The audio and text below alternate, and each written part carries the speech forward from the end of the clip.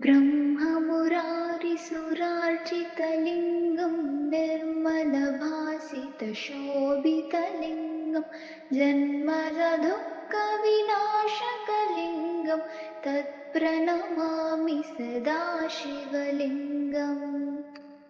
देवमुनिप्रवरार्चितलिङ्गं कामदहनकरुणाकरलिङ्गं रावणदर्पविनाशनलिङ्गं तत्प्रणमामि सदा शिवलिङ्गम्। सर्वसुगन्धसुलेपितलिङ्गं बुद्धिविवर्धनकारणलिङ्गं सिद्धसुरासुरवन्दितलिङ्गं तत्प्रणमामि सदा शिवलिङ्गम्।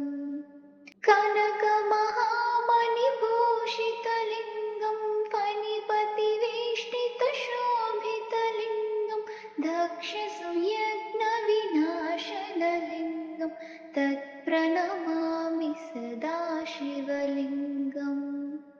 कुङ्कुमचन्दनलेपितलिङ्गं पङ्कजहारसुशोभितलिङ्गं सञ्चितपापविनाशनलिङ्गं तत्प्रणमामि सदा शिवलिङ्गम्।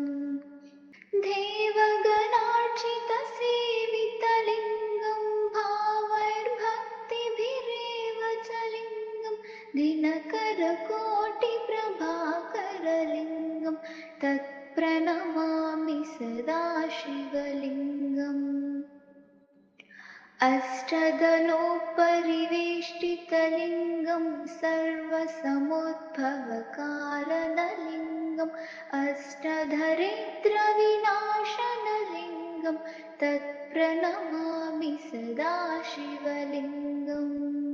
सुरगुरुसुरवरपूजितलिङ्गं सुरवनपुष्पसदार्चितलिङ्गं परमपदं परमात्मकलिङ्गं तत्प्रणमामि सदा शिवलिङ्गम्। लिङ्गाष्टकमिदं पुण्यं यः पठेत् शिवसन्निधौ शिवलोकमवाप्नोति शिवेन सह मोदते।